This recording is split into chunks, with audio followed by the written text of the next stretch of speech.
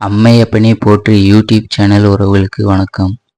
நான் இன்று வந்திருப்பது மதுரை மாவட்டத்தில் உள்ள அழகர்மலை திருக்கோவிலிற்குத்தான். இந்த கோவிலின் சிறப்பு மற்றும் வரலாறுகளை நாம் தற்போது பார்க்கலாம். இந்த மலையை சோலை மலை, திருமாலிருஞ்சோலை, மாவிருங்குன்றம் என்று பல பெயர்களால் அழைக்கப்படுகிறது. இந்த கோவிலின் மூலவராக சுந்தரராஜ பெருமாளும் தாயார் சுந்தரவல்லியும் இருக்கின்றார்கள். இந்த கோவிலை பாண்டிய மன்னர்கள், விஜயநகர மன்னர்கள், மதுரை நாயக்க மன்னர்கள் என்று பலரும் திருப்பணிகள் செய்துள்ளார்கள். 108 திவ்ய தேசத்தில் இந்த கோவிலும் ஒரு திவ்ய தேச கோவில் ஆகும். உற்சவமூர்த்தியாக இங்கு கள்ளழகர் இருக்கின்றார். கோவிலை சுற்றியும் உள்கோட்டை, வெளிக்கோட்டை என்று 2 கோட்டை சுவர்கள் உள்ளது.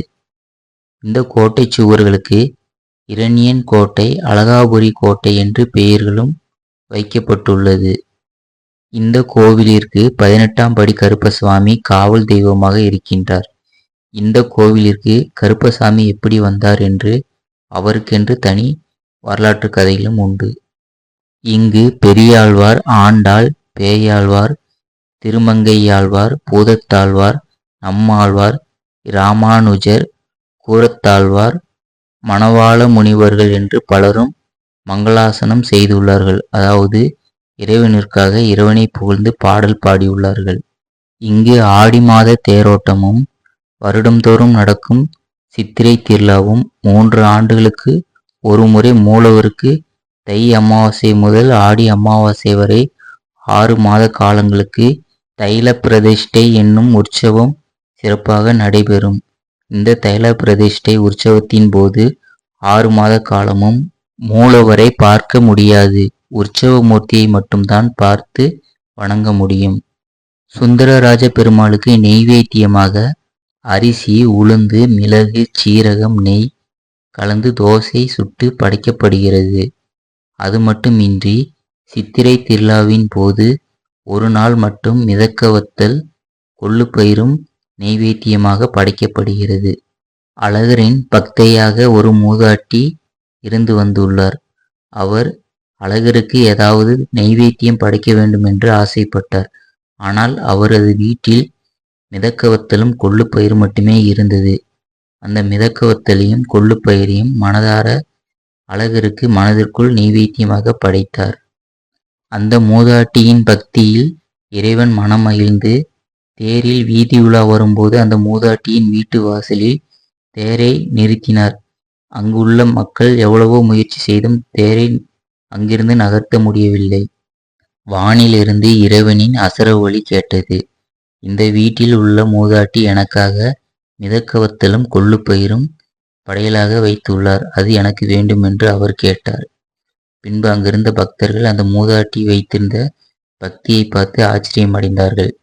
இதை நினைவு கூறும் வகையில் சித்திரை திருவிழாவின் போது ஒரு நாள் மட்டும் சுந்தரராஜ பெருமாளுக்கு நெய்வேத்தியமாக மிதக்கவத்தலும் கொள்ளுப்பயிரும் இறைவனுக்கு நெய்வேத்தியமாக படைக்கப்படுகிறது. இந்த கோவிலில் திருமலை நாயக்கர் மன்னரால் துவங்கப்பட்டு முழுமையடையாமல் சிதிலமடைந்த நிலையில் ராஜகோபுரம் ஒன்று இங்கு உள்ளது. இந்த அழகர் மலையில் யமதர்மராஜா தவம் புரிந்து சுந்தரராஜ பெருமாளை தரிசனம் செய்துள்ளார். சுதப முனிவருக்கும் தாய் மீனாட்சியின் தந்தை மலையத்துவச்ச பாண்டியனுக்கும் இங்குள்ள சுந்தரராஜ பெருமாள் நேரில் காட்சி தந்துள்ளார். முருகனின் 6 படை வீடுகளில் 6வது படை வீடான பழமுதிர்ச்சோலை முருகன் கோவிலும் மற்றும் ராக்காயி அம்மன் கோவில், நூபுர கங்கை தீர்த்தமும் மலையின் உச்சியில் உள்ளது. பெருமாளின் வாமன அவதாரத்தின் போது அசுரர்களின் சக்கரவர்த்தி மகாபலி 3 அடி நிலம் தானம் செய்வதாக வாமனருக்கு வாக்களித்திருப்பார். அதன்படி வாமனர் விஸ்வரூபம் எடுத்து ஒரு காலை பாதாள லோகத்தில் வைத்து மற்றொரு காலை பூலோகம், சொர்க்கலோகம், பிரம்மலோகம் என 4 லோகத்தையும் அளப்பார். பிரம்மலோகம் சென்ற பெருமாளின் காலை பார்த்த பிரம்மதேவர் தன் கமண்டலத்தில் உள்ள கங்கை நீரால் அபிஷேகம் செய்து பூஜிப்பார். பெருமாளின் காலில் உள்ள சிலம்பில் பட்டு கங்கை நீர் பூமியில் விழும். அப்படி கங்கை நீர் விழுந்த இடம்தான் அழகர் மலையில் உள்ள நூபுர கங்கை தீர்த்தமாகும். இந்த கங்கை தீர்த்தத்தில் அதிக தாமிர சத்தும் உள்ளது. பலரும் இந்த நூபுர கங்கை தீர்த்தம் எங்கிருந்து வருகிறது என்று ஆராய்ச்சி செய்தும் யாராலும் இதுவரை கண்டுபிடிக்க முடியவில்லை. அதன் பின் தேவ சிற்பி விஸ்வகர்மாவால் இங்கு சுந்தரராஜ பெருமாளுக்கு கோவில் எழுப்பப்பட்டது. பல தேவர்களும் முனிவர்களும் ரிஷிகளும் நூபுர கங்கையில் நீராடவும் தவம் செய்யவும் பெருமாளை தரிசிக்கவும் இந்த அழகர் மலைக்கு வந்துள்ளார்கள். அப்படி யமதர்மராஜா கூட இங்குதான் தவம் செய்து சுந்தரராஜ பெருமாளை தரிசனம் செய்துள்ளார். அப்படி ஒரு நாள் நூபுர கங்கையில் சுதப முனிவர் என்பவர் நீராடும் போது அங்கே துர்வாச முனிவர் வந்துள்ளார். இதை சுதப முனிவர் கவனிக்கவில்லை. இதை பார்த்த துர்வாச முனிவர், நான் வருவதை கவனிக்காமல் என்னை அலட்சியம் செய்கிறாயா, நீ தவளையாக மாறிப்போ என்று துர்வாசர் சுதப முனிவருக்கு சாபம் இடுக்கின்றார். துர்வாச முனிவரிடம் சுதப முனிவர் சாப விமோசனம் கேட்பார். அதற்கு துர்வாசர், வைகை ஆற்றில் பெருமாளை நோக்கி தவம் செய், பெருமாள் எப்போது உனக்கு காட்சி அளிக்கின்றாரோ அப்போது உனது சாபம் நீங்கி நீ பழைய முனிவரின் உருவம் பெறுவாய் என்று சாப விமோசனமும் சொல்கின்றார். அதன்படி சுதப முனிவர் பல காலங்களாக வைகை ஆற்றில் பெருமாளை நோக்கி தவம் செய்கின்றார். அவர் தவம் செய்த இடம் மதுரையில் உள்ள தேனூர் ஆகும். அந்த தேனூருக்கு சுந்தரராஜ பெருமாள் வந்து காட்சி தந்து அவரது சாபத்தை போர்க்கின்றார்.